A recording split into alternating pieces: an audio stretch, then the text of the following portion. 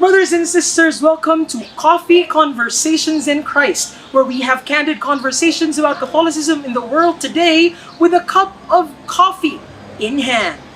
Today we talk about the farming king. Let me read the Gospel. A reading from the Holy Gospel according to Matthew. On that day, Jesus went out of the house and sat down by the sea. Such large crowds gathered around him that he got into a boat and sat down, and the whole crowd stood along the shore.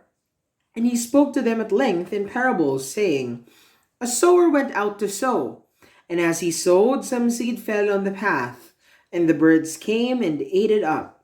Some fell on rocky ground, where it had little soil.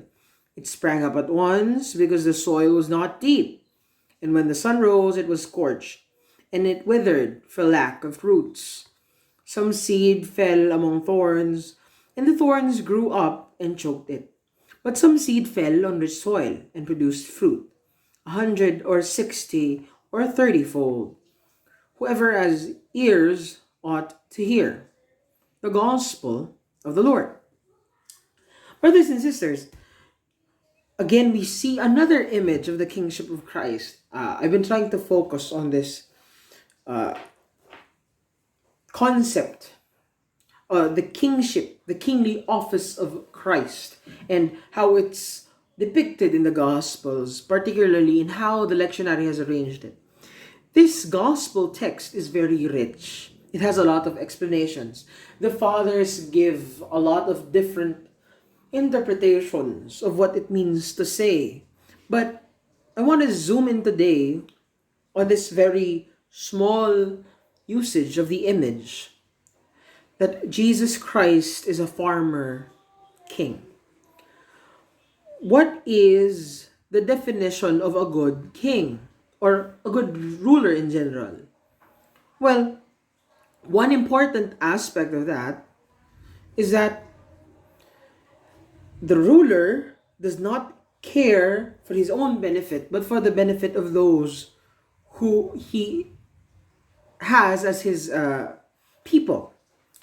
This is a point made by Plato in the Republic, where he talks about how if ruling is an art, that is, if it is something like medicine, there is a proper object to that art. There is a target.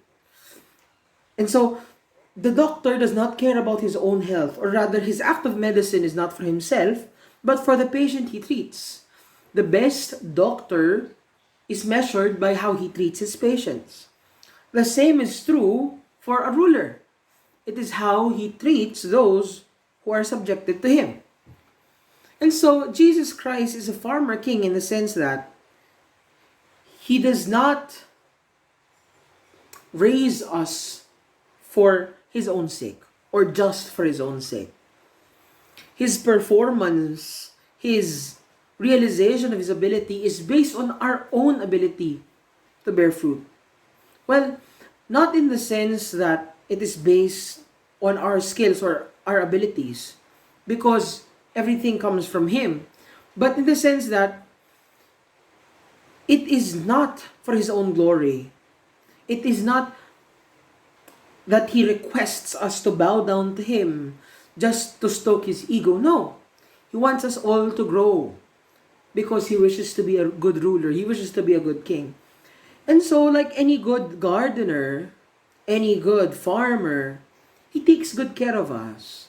He gives us fertilizer. He waters us. He keeps us safe from pests. This is the role of the Lord in our cultivation. This is the role of the Lord in our lives. To take care of us. To give us the grace that we need to grow. And so it is a reminder that God cares for us deeply. That God is cultivating us for greatness. That He does not just care for Himself, but He cares for every single one of us. Every single seed that He has planted. He cares. And so, if we want to grow, we can rest assured that He is the perfect farmer. And so the grace is always enough.